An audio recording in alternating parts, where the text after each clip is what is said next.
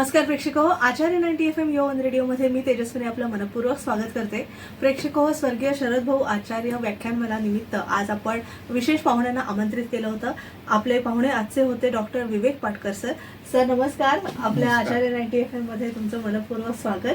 आणि सरांच्या शिष्या आपण म्हणूया आणि माजी गणित विभाग प्रमुख आपल्या महाविद्यालयाच्या माणिक टेंभे मॅडम सुद्धा आपल्यासोबत आहेत. मॅडम तुमचंही मनपूर्वक स्वागत आमच्या आचार्य रेडिओ स्टेशनमध्ये. यंदा 3 वर्ष झाली आपल्याला रेडिओ स्टेशन सुरू हो. आणि आजचा आपल्या व्याख्यानमालेचा विषय होता कृत्रिम बुद्धिमत्ता, सद्यस्थिती आणि आव्हाने.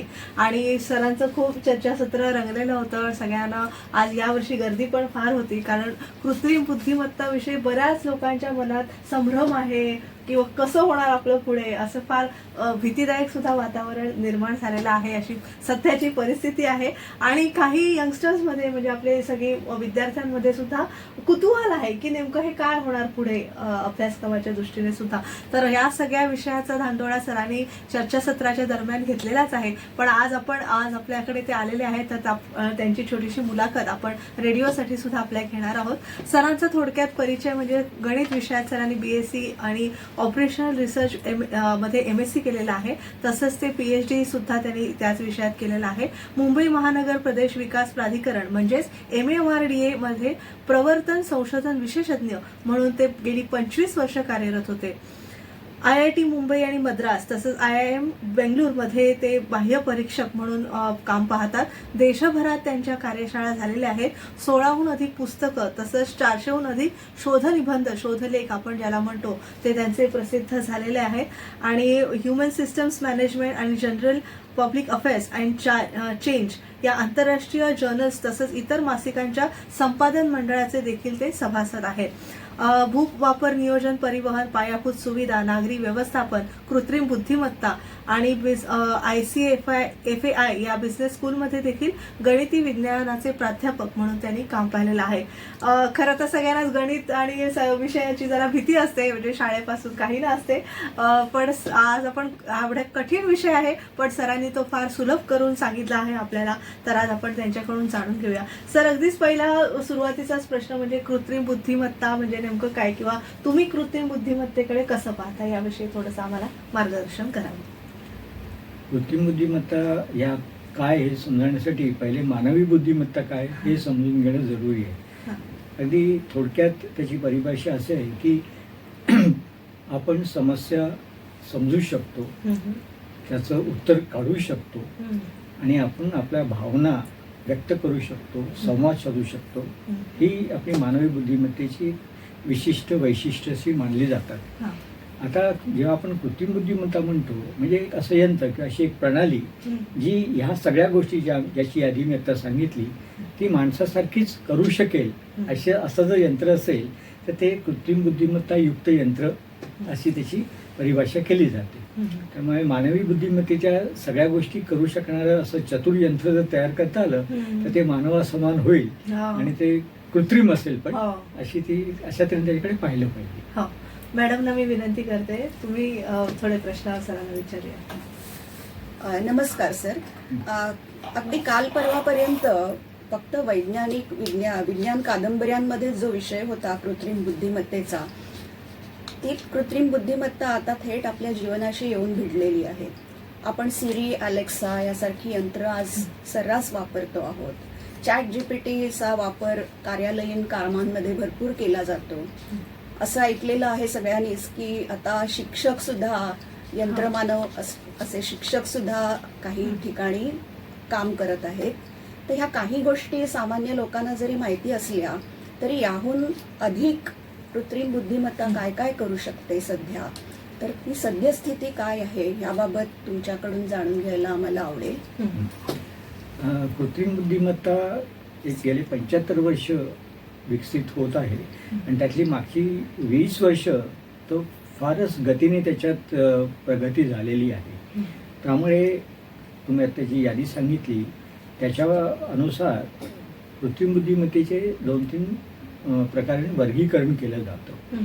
एक आहे डिस्क्रिप्टिव्ह AI, म्हणजे ते वर्णन करतं. म्हणजे तुम्ही एखादा प्रश्न सांगितला त्याची जी वर्णनात्मक माहिती आहे ती एकत्र करून तुम्हाला सांगतो. म्हणजे तुम्हाला समजा एका ठिकाणी प्रवासाला जायचं आहे हम्म. किंवा एका ठिकाणी आपण समजा पर्यटन स्थळ आहे, हा. तर तुम्ही त्याचं नाव सांगितलं की ती कृत्रिम बुद्धिमत्ता त्या स्थळाबद्दलची सगळी जी माहिती आहे ती जिथे जिथे उपलब्ध असेल ती एकत्र करते हम्म. आणि तुम्हाला काय पाहिजे हे त्याच्या 2-3 प्रश्नांना तुम्हाला तिला समजतं. हम्म. मग ते तुम्हाला कसं जायचं, प्रवास कसा करायचा, हो. किती वेळ लागेल, त्याची हा. तिकीटं किती तिकीटं आहेत, किती आहेत, म्हणजे हा. त्या स्थळावरती कुठली हॉटेल्स आहेत हा. आणि त्या हॉटेलचं प्रेक्षणीय स्थळ काय आहे? हा हा. इतकंच नाही, त्या हॉटेलचं इंटिरियरचं पण दाखवतात तुम्हाला. हो. ह्या किमतीची रूम अशी दिसते, याची तशी दिसते, तिथनं म्हणजे जसं आपण एखाद्या माणसाला विचारलं असतं की मला जायचंय, त्याच्यापेक्षा जास्त माहिती आता ही हो. कृत्रिम बुद्धिमत्ता देऊ शकते. म्हणजे एक उदाहरण झालं. आणि बाकीचे जे तुमचे बँकेचे व्यवहार किंवा बाकीचे व्यवहार त्याच्यामध्ये हळूहळू म्हणजे काही वेळा गोष्टी प्रत्यक्षने पण अप्रत्यक्षपणे वापरल्या जातात. तर कृत्रिम बुद्धिमत्ता तुम्हाला अगदी समोरच यंत्रमानव दिसेल असं नाही, हा. पण ही कृत्रिम बुद्धिमत्ता माहितीचं विश्लेषण करून तुम्हाला पाहिजे ते निष्कर्ष, आणि ते नुसतं निष्कर्ष सांगत नाही, ते निष्कर्ष कसे मिळाले याची पण पार्श्वभूमी सांगणारी नवीन प्रगती वाली कृत्रिम बुद्धिमत्ता, ज्याला म्हणतात की पारदर्शक बुद्धिमत्ता, म्हणजे ट्रान्सपरंट AI किंवा एक्सप्लेनेबल AI. नाहीतर पूर्वी काय वाटायचं की आपण प्रश्न विचारला, त्याने काय ते केलं, उत्तर देऊन टाकलं, हा. पण त्या उत्तरापर्यंत ते कसं पोहोचलं यंत्र, हा. हे प्रत्येक स्टेप विशद करणारी आता ही कृत्रिम बुद्धिमत्ता आली. त्यामुळे हा जो पारदर्शकपणा आहे, जो पूर्वी नव्हता, तो गेले 5-7 वर्षातच आलेले ही संबंध प्रगती आहे. हम्म. आणि तसंच एजंटिक AI हम्म. म्हणजे प्रतिनिधी. हा. आपण जसं एजंट नेमतो की मला हो. हे काम नाही तू हे कर, किंवा आपण कोर्टात वकील नेमतो वकील आपल्या वतीने, नेमतात, हो. तसंच अशी कृत्रिम मुद्दावाली प्रणाल्या आहेत ज्या तुम्ही एकदा त्यांना सांगितलं की मला असं असं करायचं आहे, मग तो कुठे जाऊन करायचं असेल किंवा कुठे तुम्हाला एखादा ड्राफ्ट बनवायचा असेल, तर जसं तो एजंट बनवून देतो तसं तुम्हाला तो बनवून देईल आणि परत तुम्हाला विचारेल हे तुम्हाला पटत नसेल तर आणखी वेगळ्या तरी मांडू का. म्हणजे हा एक वेगळाच आपला प्रतिनिधी म्हणून काम करणारी कृत्रिम बुद्धिमत्ता, आणि ती खूपशी स्वतंत्रपणे काम करते. हो. तुम्ही जो प्रश्न विचारला की आपणच त्याला दरवेळी सांगायचं का, आपण पहिल्यांदा सांगतो आणि तो त्याचा माहिती साठा आणि जे पद्धती संच म्हणजे अल्गोरिथम आहे त्याचा वापर करून देतो, पण त्याच्यावर तो थांबत नाही, तो आणखी त्याच्या अनुषंगाने वेगळे स्वतःच प्रश्न तयार करतो आणि तो म्हणेल तुम्हाला असा प्रश्न पडला असेल तर त्याच्यावरती असं उत्तर आहे. म्हणजे जे आपण विचारलं नाही तो विचार तो करून देतोय. त्यामुळे ही प्रगती आता म्हणजे मानवाच्या अगदी जवळ जाते आहे. नक्कीच. पण मग ते मानवाला मागे टाकेल का, म्हणजे तशी भीती सगळ्या हो. जनसमुदायात आहे, त्याविषयी काय? हां, तर याच्या संदर्भात एक मी ट्युरिंग टेस्ट ज्याला म्हणतात, म्हणजे ट्युरिंग नावाचा एक गणितज्ञ होऊन गेला, त्याने 1950 साली असं म्हटलं होतं की यंत्र विचार करू शकेल का, असा प्रश्न विचारूच नका. यंत्राने केलेली कामं मनुष्याला माणसाने केली असं वाटत असेल तर ते यंत्र चतुर आहे आणि माणसासारखा विचार करते असं करा. आणि त्यांनी एक असा प्रयोग करून दाखवला होता की एका खोलीत आपण बसलो आणि दुसऱ्या खोलीमध्ये एक यंत्र मानव बसलेला, यंत्रामध्ये कृत्रिम बुद्धिमत्ता घातलेली आहे आणि एक छोटासा झरोका आहे, तो आपल्याला दिसत नाही, त्याला आपण दिसत नाही, आणि आपण आपले काही प्रश्न आत पाठवायचे आणि त्याची उत्तरं येतील. मग ती दिलेली उत्तरं यंत्राने दिलीत की मनुष्याने, हे आपल्याला कळलं नाही, त्याचा अर्थ त्या खोलीमधल्याला यंत्र आणि ते मनुष्य एकाच पातळीवरती आहे. हा, त्याला त्यांनी नकलीचा गेम, इमिटेशन गेम म्हटलं होतं. त्याला आता ट्युरिंगच्या आधारार्थ ट्युरिंग टेस्ट म्हणतात. तर आज त्यांनी असं म्हटलं होतं की 2000 साली म्हणजे 50 वर्षांनी ट्युरिंग टेस्ट पास करणारं मशीन तयार होईल. हा, पण ते अजूनही झालेलं नाहीये. म्हणजे आज असं दाखवतं की 70% आपल्याला समजू शकत नाही यंत्राने उतरले किंवा नाही, पण 30% आपल्याला बघितलं लक्षात येतं की यंत्राने दिलेले. तुम्हाला अनुभव आहे ना, तुम्ही एखादा मजकूर गुगल ट्रान्सलेट करता तेव्हा काही वेळा तुम्हाला लक्षात हे फारच परफेक्ट आहे, म्हणजे हे माणसाने केले, पण काय लक्षात येईल काही शब्द वेळे वाकले किंवा अगदी न वापरणारे शब्द आहे, तेव्हा लक्षात आहे की माणसाने यंत्राने केलेले आहे. तर म्हणजे अजून असा थोडा फरक राहिलेला आहे. पण रे कुझवाईल या शास्त्रज्ञांनी असं म्हटलंय की ही ट्युरिंग टेस्ट पास करणारं यंत्र म्हणजे तशी बुद्धिमत्ता 2030 ते 35 दरम्यान होईल. म्हणजे 100% आपल्याला समजणार नाही, म्हणजे आपला समज आलं ते, त्याला पॉइंट ऑफ सिंग्युलॅरिटी म्हणतात, एकल बिंदू त्याला मराठी शब्द आहे. आणि त्यांनी असं भाकीत केलंय की 2045 ते 2050 साली त्या बिंदूच्या पलीकडे जाईल कृत्रिम बुद्धिमत्ता. अच्छा. म्हणजे आपल्याला ती मागे टाकेल असं एक प्रेडिक्शन आहे. कदाचित ते फार म्हणजे ऑप्टिमिस्टिक म्हणतो, आशावादी तसं नसेल, पण त्याच्यानंतर जवळपास 20 वर्षात ते आपल्या पुढे जाऊ शकतं. ही शक्यता तर सगळ्यांनाच आता मान्य झाली. सर, संगणकाला आपण आज्ञा द्यायचो तेव्हा त्याच्यासाठी मोठे प्रोग्राम लिहायला लागायचे, ती वेगळी भाषा शिकायला लागायची. पण आता अलेक्स आणि सिरीशी मात्र आपण आपल्या भाषेतच बोलू शकतो. तर हे भाषा कसं काय यंत्राला शिकवली जाते? बरोबर.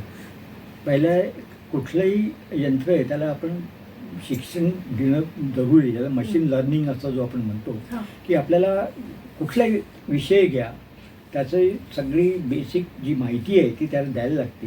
म्हणजे त्याच्यातले ज्या पद्धती आहे, म्हणजे गणित असेल, केमिस्ट्री असेल, फिजिक्स असेल, जिओलॉजी असेल, त्याच्यातल्या म्हणजे हा जो विधा आहे, डेटा आहे, त्याच्यावरती कशा प्रक्रिया करायच्या ह्याच्या प्रत्येकाच्या मेथड्स आहेत, त्या त्यांना शिकवल्या जातात मशीनला, जसं आपण मुलांना शिकवलं तसं. आणि मग ते शिकून त्यावरती आपले उत्तर काढून तुम्हाला दाखवते.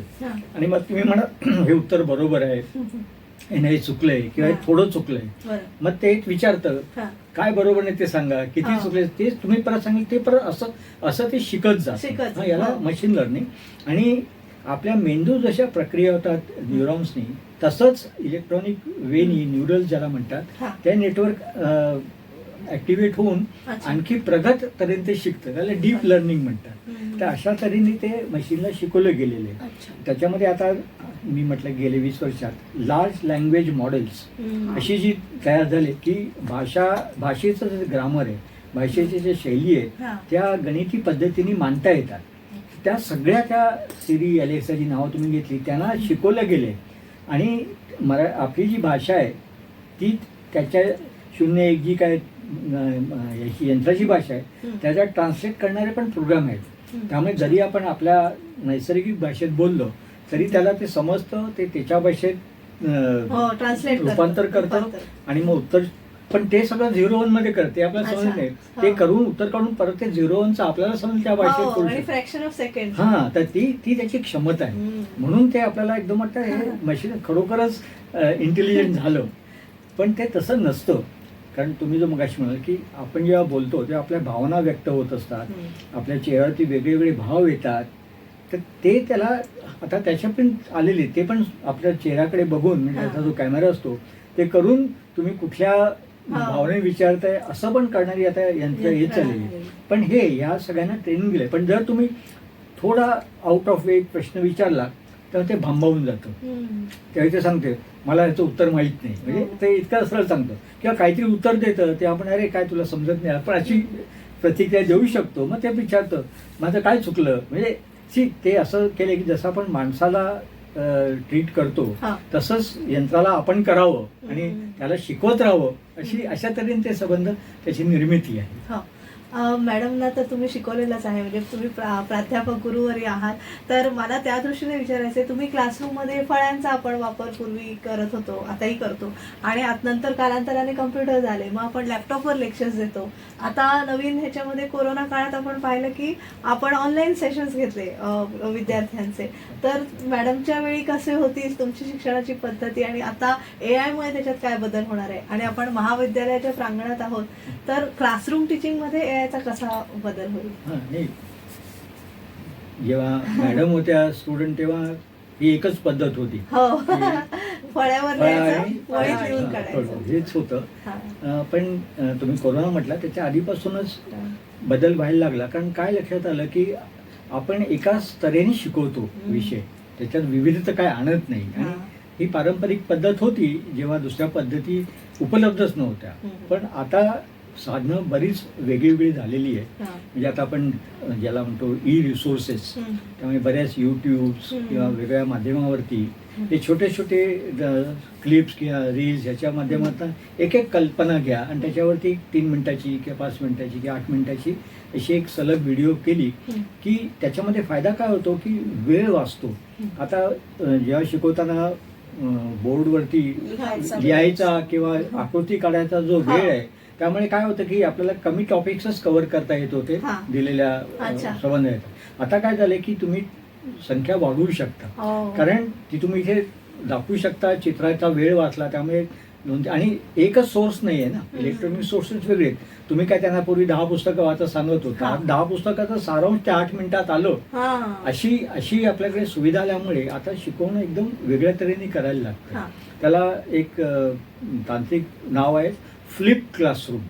म्हणजे उलट करायचं, की वर्गात शिकवायचं नाही, तुम्ही सांगायचं हा विषय आपण शिकणार आहोत, ही पुस्तकं आहेत, हा धडा आहे, हा धडा तुम्ही घरी तयार करायचा, सोडवायचं, आणि फक्त इथे प्रश्नोत्तर केले जातील. म्हणजे आपण गृहपाठ द्यायचो की प्रश्नोत्तर एवढी गणित सोडवू ना, आता नाही, तू तर सोडव आणि आपण गणित इथे सोडवू. म्हणजे मग ते संकल्पना तुमच्या कुठे चुकतात ते लक्षात येईल आणि वेळ वाचतो. आणि ते करताना मग तुम्हाला लक्षात येईल की ही या संकल्पनेचं याच्याशी रिलेशन आहे. ते आपली चर्चाच होत नाही ना वर्गात. तर तुम्ही हा जो शिकवण्याचा वेळ येतो त्यांनी तिथे त्यांच्यावरती शिफ्ट केला तर वर्गामध्ये ते गणित तर सोडूच, किंवा विषयाची जी काय असतील प्रमेय ती सोडूच, पण त्याच्याशिवाय वेगवेगळी माहिती आहे, ऐतिहासिक माहिती आहे, सामाजिक माहिती आहे, उपयोजनेची जी माहिती आहे ती द्यायला वेळ मिळतो. तर अशा तऱ्हेने संबंध शिक्षण बदलत चाललेलं. आणि आता जर कृत्रिम बुद्धिमत्तेचा भाग घेतला, म्हणजे ह्याच्या कृत्रिम बुद्धिमत्ता अप्रत्यक्षपणे वापरली जाते या सगळ्या सिस्टीममध्ये, की आता यंत्रमानवी शिक्षिका असं आता वर्गात आलेलं आहे. तर आयरिस नावाची आपल्याच इथे तयार केलेली आहे अटल टिंकर लॅबच्या प्रकल्पाखाली. ती केरळमध्ये काही महिन्यापूर्वी वर्ग शिक्षिका आयरिस, तिचं नाव IRS. ती अगदी जशी तुम्ही साडी घालून तशी ती वर्गात फिरते. आणि तिला 1ली ते 12वी मल्याळम, हिंदी आणि इंग्लिश या 3 भाषेमध्ये संबंध सिलेबस सगळं तिला भरलेलं आहे. त्यामुळे ती तुम्ही कुठलाही प्रश्न विचारला तर ती तुम्हाला सांगू शकते. किंवा ती तुम्हाला आणखी सांगेल, बघा हे तुला सांगितलं ना, आता हे आणखी 3 रेफरन्स तू शोध आणि मग आपण परत चर्चा करू. म्हणजे जे आता वर्ग मोठा असतो त्यामुळे प्रत्येक शिक्षक सगळे जाते, पण ही वर्गात फिरू शकते. आणि त्यांना म्हणजे शिक्षक रिडंडंट झालेला नाही, शिक्षकाला सहाय्यक म्हणून असं यंत्र म्हणून काम करेल. आणि काय होतं की एखाद्या मुलाला रात्री काही काम करताना शंका आली तर ती तुम्हाला शिक्षकाला उठवू शकत नाही, पण तिला काय झोप वगैरे काय नाही, यंत्र आहे ना ते, तर ती रात्री 12 वाजता पण तुम्हाला उत्तर देते न दमता वगैरे. तर त्यामुळे आपलं शिक्षण अधिक सखोल, प्रभावी आणि सर्वांगीण होण्यासाठी ही कृत्रिम बुद्धिमत्ता अशी वापरता येऊ शकते आणि पुढे वापरलीच जाणार आहे. नक्कीच. एक छोटीशी विश्रांती घेऊया, कारण विषयाची व्याप्ती पाहता खरंच हा मोठा विषय आहे. आणि सरांना पुन्हा बोलतं करूया. आपल्यासोबत आज डॉक्टर विवेक पाटकर सर आहेत आणि त्यांच्या शिष्या माजी गणित विभाग प्रमुख माणिक टेंभे मॅडम आपल्यासोबत आहेत. एक छोटीशी विश्रांती घेऊया, पुन्हा भेटूया. तुम्ही ऐकत राहा आचार्य 90 FM ऑन रेडिओ.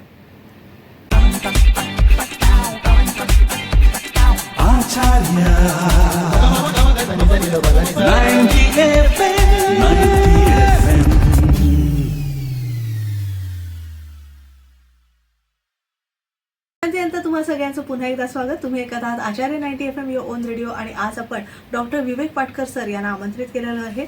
आज आपल्याकडे स्वर्गीय शरद भाऊ आचार्य स्मृती व्याख्यानमाला आयोजित केली होती आणि त्यानिमित्ताने आज व्याख्यानमालेचा विषय होता कृत्रिम बुद्धिमत्ता, सद्यस्थिती आणि आव्हाने. आणि त्याच अनुषंगाने आज आपण पाटकर सरांची मुलाखत घेत आहोत. सर, आता थोडे फायदे आणि तोटे याविषयी आपण सुरुवातीला बोलूया, मग मॅडम उरलेले प्रश्न विचारतील तुम्हाला. कृत्रिम बुद्धिमत्तेचे फायदे जवळपास सर्व क्षेत्रात आढळून येत आहेत. अगदी सुरुवात म्हणजे आपलं शल्यक्रिया, शस्त्रक्रिया, ऑपरेशन, सर्जरी. आपला एखादा जो शल्यविशारद असतो त्याला 2च हात आहेत, त्यामुळे एका वेळी किती साधनं उपकरणं वापरू शकेल. त्याला जरी दुसरे सहाय्यक असले तरी त्याच्यात मर्यादित. पण आता हे यांत्रिक हात कृत्रिम बुद्धिमत्तेकडे म्हणजे ते एका वेळी 8-10 हात सुद्धा तुमच्या पोटाची सर्जरी करण्यासाठी. आणि त्यांचा आपला हात थोडा थरथरतो, तो यांत्रिक हात बिलकुल थरथरत नाही आणि तो वेगळ्या कोणात जातो. आपल्या हाताची जाण्याची मर्यादा आहे, त्यामुळे कुठली शस्त्रक्रिया करायला असे यांत्रिक हात आता वापरले जात आहेत. आणि आता जवळपास 1,10,00,000 सर्जरी झालेल्या जगभर, आणि त्यातली एक सुद्धा अयशस्वी झाली नाही.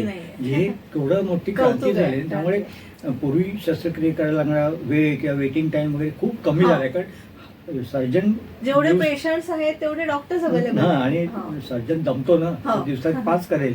हा 10 मिनिटात आणि ती continue करू शकतो. त्यामुळे त्याचं एक झालंय. तसंच इव्हन रोगाचं निदान करणाऱ्या केवढ्या तरी प्रणाली आलेल्या आहेत. तुम्ही फक्त त्याच्या समोर बसलात आणि आता तुम्ही तोंडी बोलू शकता आणि सांग मला झोप आली नाही वगैरे वगैरे अशी बरं. आपली लक्षणं सांगितली की तो त्याच्या डेटाबेसमध्ये शोधून ते सांगतं की तुम्हाला 1, 2, 3 ह्या पॉसिबिलिटीज झाल्याची, रोग झाल्याची, आणि त्याची संभाव्यता 80%, 90%. मग आणखी थोडे प्रश्न विचारल्यानंतर तो सांगतो की नाही 99% मला खात्री आहे की तुम्हाला असं झालंय. मग त्याच्यावर लागणारी औषधं कुठली आहे, त्याचे सहपरिणाम काय होता, त्याच्यावर कुठलं जेवण घ्यावं वगैरे अशी सगळी माहिती देतो. म्हणजे जसं डॉक्टर आपल्याला ट्रीट करतो तसं करतो. आता तुम्हाला सांगतो की इंग्लंडमध्ये जिथे डॉक्टरची कमी आहे तिथे आता तुम्ही अप्रोच झाला हॉस्पिटलला तर तिथे म्हणतात 2 पर्याय आहेत. जर तुम्हाला माणूस डॉक्टर आहे त्याची अपॉइंटमेंट पाहिजे तर कमीत कमी 3 आठवडे लागतील आणि यंत्राची पाहिजे असेल तर 2 दिवसात. हां असं आहे. त्यामुळे आणि फी पण कमी पडते त्या याला. मग बरेचसे लोक आता तिकडे जातात कारण थोडा वेळ थांबण्यासाठी लोकांना भीती वाटते ना. आणि हे यंत्र करतं आणि मग ते सगळं डॉक्टरकडे जातं नंतर. पण त्याची स्पीड खूप आहे ना, त्यामुळे तो 7-8 मिनिटातच लगेच हे करू शकतो. आणि जवळपास 90% त्याची उत्तरं आणि डॉक्टरची उत्तरं सारखी असतात. त्यामुळे आता लोकांचा त्याच्यावरती विश्वास वाढत चाललाय. त्यामुळे जो उशीर लागत होता पहिले निदान करण्यासाठी आणि मग ट्रीटमेंट, त्या बरीचशी आता ही सुधारणा झालेली आहे. हा एक म्हणजे वैद्यकीय क्षेत्रातला आहे. कृषी क्षेत्रात पण तसंच झालेलं आहे. हां म्हणजे आता जर तुम्ही तुमच्या एखाद्या झाडाचं पान दाखवलं त्याच्या पॅटर्नवरनं तो सांगतो की याच्यावरती ही कीड पडली आहे, हे कीटनाशक वापरा, एवढंच पाणी वापरा, एवढं पाणी घाला, 3 महिन्यांनी परत रंग बदलायला मला दाखवा. म्हणजे जसं एखादा कृषी तज्ञांनी सांगितलं असा सल्ला तुम्हाला घरी बसून मिळतो. आपल्या आंब्यांसाठी सगळ्यांसाठी अशा आता झालेल्या आहेत. द्राक्षांसाठी एकेकासाठी जसं आपण तज्ञ म्हणतो तसं ह्या एक्सपर्ट सिस्टीम म्हणतात. अशा प्रत्येक विषयाला वाहिलेल्या झालेल्या आहेत. हे तर झालं, ते शिक्षण पण झालं. नंतर खेळामध्ये आता केवढं तरी हे आता DRS वगैरे आपण जे म्हणतो हे आता सगळं कृत्रिम बुद्धिमत्तेने होतं. म्हणजे मूळ जे होतं अल्गोरिथम हा माणसाने बनवून दिला, पण आता तो प्रत्यक्ष अंमलात आणण्यासाठी कृत्रिम बुद्धिमत्ता त्याची व्हेरिएशन इतक्या फास्ट करते की तो 15 सेकंदात क्रिकेटचा प्लेअर आउट झाला की नाही वगैरे याचं अगदी तुम्हाला क्लिअर दाखवते. हे पूर्वी शक्य नव्हतं. म्हणजे आता त्या रन्स किती झाल्या, क्रिकेट सगळं ते. आणि मग त्याच्या अनुषंगाने वेगळी माहिती पण तो आपल्या माहिती साठ्याने काढून सांगतो की 1960 सालच्या मॅच मध्ये असंच झालं तेव्हा हिस्ट्री पण हे आता पूर्वी मनुष्य करायचा, पण आता इतकी वर्ष झाली त्यामुळे एवढा माहिती साठा येतो आता मनुष्याच्या डोक्यात आणणं शक्य नाही. तर ह्या कृत्रिम बुद्धिमत्तेचा असा उपयोग आहे. आणखी विविध म्हणजे तिकीट कशी विकावी, कुठे विकावी, त्याची जाहिरात कशी करावी, ह्या सगळ्या या क्षेत्रांमध्ये अप्रत्यक्षपणे कृत्रिम बुद्धिमत्ताच वापरली जाते. नंतर वैद्यकीय क्षेत्रामध्ये तर मी तुम्हाला सांगितलं तर हे शैक्षणिक झालं, क्रीडा झालं, कुठलंही क्षेत्र राहिलं नाही. हे राहिलं ना तुमचं कला क्षेत्र. आता चित्र ड्रॉ करतो आणि ती इतकी वेगळी चित्र दिसतात. आणि तो एवढंच नाही, त्याच्यात आता अशा कपेल विळकी ते चित्र तुम्हाला 3 डायमेन्शन करता येईल, 100 डायमेन्शन्स करता येईल. अशा तऱ्हेची आता म्हणजे आपण कधी मनुष्य विचार करणार नाही अशा तऱ्हेने चित्रकला आणि त्याचे वेगळे अर्थ असं तो सांगू शकतो. शिल्पकलेमध्ये पण तो शिकतो. त्याला जे बाग त्याला देता येतात ते आपल्या हाताला देता येत नाही अशा तऱ्हेचं त्याच्यामध्ये झालेलं आहे. कथा कादंबऱ्या तो आता स्वतः लिहू शकतो. काल्पनिका म्हणा कशाही म्हणा, तुम्ही फक्त 4-5 पण तो जो नाटकाचा किंवा चित्रपटाचा जिवंत अनुभव आहे तो आपण नाही ना घेऊ शकत. नाही, नाटकाचा जरा वेगळा भाग आहे, पण जो चित्रपटाचा आहे तो आहे. आता कार्टून्स वगैरे नाही. आणि जपानमध्ये एक बी नावाची आताच एक फिल्म बनली आहे. तिथे ती जी अभिनेत्री ती कम्प्लीट जापनीज मानव आहे आणि ती सगळ्यांमध्ये इतकी मिसळते की समजत नाही ही यंत्रमानव आहे. आणि इंटरव्ह्यू आणि ती सगळ्यांच्या पुढे जाते वगैरे असं ती ऐकतात. आणि अॅनिमेशन फिल्म सुद्धा मुलं आता किती आवडली. ते कृत्रिम बुद्धीमध्ये ते आणखी जास्त होतं आणि त्याचे आवाज अगदी आता माणसासारखे वाटायला लागले. पूर्वी ते माणूस बोलायचा, आता ते यंत्र करू शकतं वगैरे. तर म्हणजे आता नाटक हे जिवंत आहे. त्यामुळे आज तो जर आला त्या कलाकार तर आज बरं. आपल्याला पटणार नाही, पण काही वर्षांनी आता हा. जसं म्हटलंय सवय. काही तो कलाकार पण आपल्याला एक्सेप्ट करता येईल. हा. सगळे नाही पण एक दोन कलाकार जे बरं. साईड ऍक्टर्स आहेत ते तरी तो करू शकतो ना. शकते, हा. म्हणजे अशा कुठलंच आता क्षेत्र राहिलं नाहीये हम्म. जिथे कृत्रिम बुद्धिमत्ता वापरली जात नाही. हम्म. सर, कौशल्य, यंत्रांची कौशल्य किंवा कार्यक्षमता, वेग हे सगळं वादातीतच आहे हम्म. आणि त्यामध्ये ते माणसाच्याही पुढे जाऊ शकतील हेही आपण कल्पना त्याची करू शकतो. हम्म. पण सगळ्यात मला नेहमी प्रश्न पडतो तो हा की माणसाला माणूस आपण म्हणतो ते त्याच्या भावनांमुळे. हो.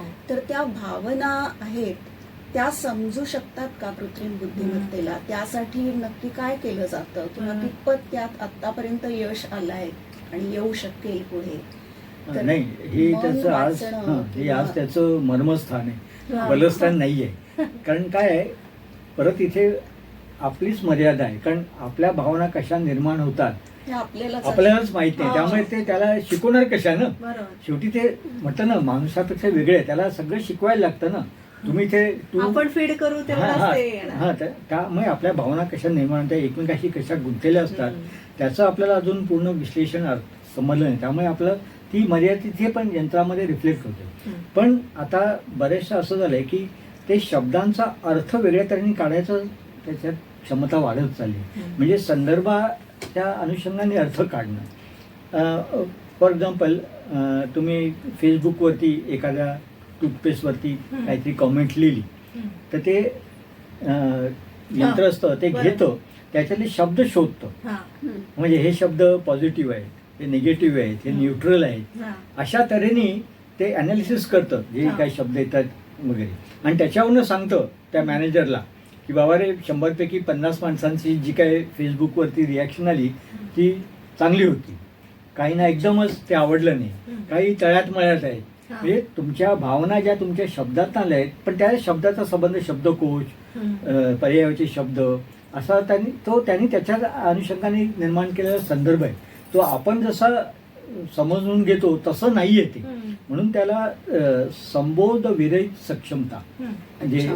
कॉम्प्रिहेन्शन न करताच एफिशियन्सी आलेली त्याच्यात, अच्छा. अच्छा. असं झालेलं आहे. म्हणजे कपॅसिटी विदाऊट कॉम्प्रिहेन्शन. Comprehension. त्यामुळे आज स्थिती तशी आहे.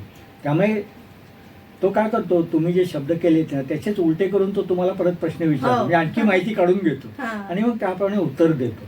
कारण त्याला भावना काय हा कन्सेप्टच नाही ना. नाही. त्यामुळे तुम्हाला गुलाब आवडलं हम्म. हे तुम्ही नुसतं बघून आवडलं असं म्हणता, हो. पण त्याला ते आवडलंय माहित नाही आणि गुलाब पण माहित नाही. हम्म. मग तो तुम्हाला विचारेल, तुम्हाला याचा रंग आवडला, हा. वास आवडला, आकार आवडला, काटे हा. काढलेले आवड, म्हणजे हे प्रत्येक गोष्ट त्याला जेव्हा सांगितली Specification करायचं. आणि मग काही वर्षांनी त्याला कोणी गुलाबाचं फुल दाखवलं मग तो विचारेल, यांना आवडलं असतं कारण त्यांना रंग फार चांगला होता. म्हणजे असं ते त्यांनी जे पण स्टोअर हा. करून खूप हजारो गुलाबांचे असे हो. रिमार्क्स त्यांना आले, पण तोपर्यंत ते मशीनच आहे, त्याला भावना काही भावना समजत शून्य. नाही. पण ते असं शब्दकल करून हा.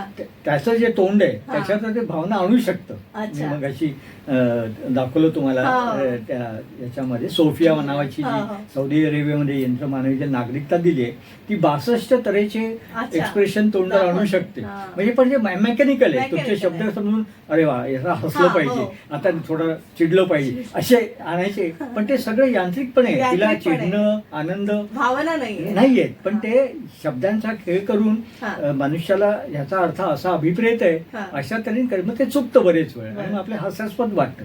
पण ती त्याची मर्यादा आहे आणि त्याची मर्यादा आपल्यामुळेच आहे. कारण आपणच ते नीट सांगू शकत नाही की आपण भावना म्हणजे आपल्यात कशा निर्माण झाल्या आणि त्या कशा लगेच बदलतात, एका शब्दाने बदलू शकतात. बरोबर. ही फार उच्च कोटीची गोष्ट आहे. त्यामुळे ते अजून तिथपर्यंत ते यंत्र गेलेलं नाही. अच्छा. अगदी शेवटचा प्रश्न की आता एवढी 16 पुस्तकं तुम्ही लिहिलेली आहेत, तर 16 पुस्तकांमध्ये नेमकं काय मांडलेलं आहे तो थोडं पुस्तकांविषयी थोडंसं आपण हा. मुलाखतीच्या शेवटी तुमच्याकडून जाणून नाही, काय आहे ती पुस्तकं वेगवेगळ्या काळात विषयांवर, लिहिली गेलीत. हा. म्हणजे त्यामुळे जे माझे त्याचे संशोधनाचे अभ्यासाचे विषय होते हा. त्या अनुषंगाने लिहिलेली. लिहिले गेलेले हा. आहेत. त्यामुळे त्याच्यात अशी म्हणजे व्हरायटी आहे. हो. एकाच विषयावरती खूप पुस्तकं असतात, नाही. 4-5 विषयावरती आहेत. हा. त्यातले अर्थातच गणितावरती गणिताशी, 3 पुस्तकं गणित, आहेत हा. आणि मुद्दाम मराठीत लिहिलेली आहे. अच्छा. गणिताची अपूर्वाई बहुरंगी गणित, गणितासंगी प्रवास त्याच्या हा. ह्या पण सहसंपादिका होत्या. वा. नंतर संशोधनांवरती 2 आहे, एक इंग्रजीत आहे, एक मराठीत आहे. अच्छा. कारण संशोधन कसं करावं हा. हे पूर्वी शिकवलं हो, जात होतं, आता बरोबर. करतात. पण त्याच्यात आपल्या भाषेत पुस्तकं हो, फार कमी कमी आहे. आहेत, हो. त्यामुळे पहिले मी मराठीत लिहिलं, हा. पण मग जेव्हा काही ठिकाणी मी परिषद गेलो तेव्हा संबंध देशातनं लोक त्यांना मराठी समजत हो, नव्हतं, बरोबर. म्हणून मग त्याचं आणखी हा. वाढवून इंग्रजीमध्ये इंग्लिशमध्ये, केलं, हा. तर ती आहे. नंतर आता आपण प्रकल्प मुलांना करायला सांगतो, हा. प्रोजेक्ट्स डेव्हलपमेंट, ती अच्छा. प्रोजेक्ट्स कशी करावी हम्म. याच्यावरती एक पुस्तक लिहिलेलं आहे. काही मग परिवहन, मी अच्छा, जेव्हा हो. MMRTत काम करतो तेव्हा परिवहन व्यवस्थेवरती बरंच रिसर्च केलं होतं, त्याची 1-2 पुस्तकं आहेत. हा. टेलिकम्युनिकेशनचा त्याच्यात भाग वा. आहे. नंतर ह्युमन ओरिएंटेशन हम्म. सायन्स अशा एक वेगळ्याच विषयाची मांडणी करणारी पुस्तकं आहेत. हम्म. नंतर 1-2 पुस्तकं भाषांतर टाईप आहेत, वा. म्हणजे ताबा मरकट मनाचा असं अच्छा. कसं आहे ना, असं पुस्तकाचं मराठीत आमचे इंग्लिशमध्ये ते पुस्तक होतं, पण अच्छा. ते केले फार म्हणजे उपयोगी अशा बरं, हा. दृष्टीने केलेले. 1-2 जणांच्या पुस्तकाचं म्हणजे संपादन केलंय की त्यांचं 75 झाली, तर बरं. ते असे लेख गोळा करून केलेले. हम्म. नंतर महाराष्ट्राला 60 वर्ष झाली, हम्म. तेव्हा या 60 वर्षात महाराष्ट्रात हा. तंत्रज्ञान आणि विज्ञानात काय क्रांती. काय झाली हा. त्याची संबंध अच्छा, धांडोळा लिहिला. ग्रंथ ग्रंथच झाला, एक संदर्भ ग्रंथ 60 वर्ष झाली तेव्हा हो, हो. केला. मी आणि प्राध्यापक प्रधान, आता ते नाहीयेत, अच्छा. आम्ही दोघांनी तो तयार केला. संपादन. याच्यात यांचं आणि बरेच जणांचं योगदान आहे, हा. पण ते संबंध एक मोठा प्रोजेक्ट, खूप वर्ष त्याचं वापरलेलं असं आहे. हम्म. अशी ती वेगवेगळी पुस्तकं आहेत. हो. आणखी काही आहेत दुसरी मनात, ती बघूया. बरं. आणि कृती बुद्धिमत्ता काय होतंय, हा विषय इतका मोठा आहे. मोठा नाही, झपाट्याने बदलतोय बदलतो पण. की यावर काही लिहून होईल दोन पर्यंत काहीतरी नवीन आलेले, काहीतरी. त्यामुळे मग ते जुनं कोणी वाचणार नाही, ते परत परत सांगण्यात अर्थ नाही. हा. त्यामुळे पण ते जरा वेगळ्या तऱ्हेने मांडण्याचा विचार आहे, बघूया जमेल तसं. हा. पण जिथपर्यंत जमेल तोपर्यंत करत राहू. हो. तुमच्या सगळ्यांच्या शुभेच्छा नक्कीच. हो, पाहिजे. तुम्हाला सगळ्यांना शुभेच्छा. आणि खरंच पुस्तकांविषयी मी खास विचारलं, कारण आपले जो विद्यार्थी वर्ग आहे ते तुमची पुस्तकं वाचू शकतात, त्यातनं ते पुढचे गणितज्ञ निर्माण व्हायला नक्कीच मुलांकरता ती उपयोगी पुस्तकं फारच खरंच उपयोगी आहे. खूप आणि उपयुक्त आहे. तुमच्या महाविद्यालयाच्या ग्रंथालयात ती दिलेली Available आहेत. वा, वा. दिलेली आहे. त्यामुळे नसेल तर त्यांनी तुम्ही- नक्कीच संपर्क साधून ते हो. पुस्तकांचा हो. आस्वाद घ्यायचा आहे. तर डॉक्टर विवेक पाटकर सर, तुम्ही आज इथे आलात आणि आम्हाला फार उद्बोधक अशी व्याख्यानमाला पण झाली तुमच्या विषयाची. आणि मॅडम तुम्ही पण सहभागी झालात, तेव्हा मॅडम त्याबद्दल तुमचे दोघांचे मनपूर्वक आभार. धन्यवाद. तर प्रेक्षक हो, आज आपण डॉक्टर विवेक पाटकर सर यांच्याकडून कृत्रिम बुद्धिमत्तेविषयी जाणून घेतलं. पुन्हा नवीन विषयासह आणि नवीन वक्त्यांसह भेटूया पुढील कार्यक्रमात. तोवर मी तेजस्विनी आपला निरोप घेते. तुम्ही मात्र ऐकत राहा आचार्य 90 FM ऑन रेडिओ. धन्यवाद. Acharya 90 FM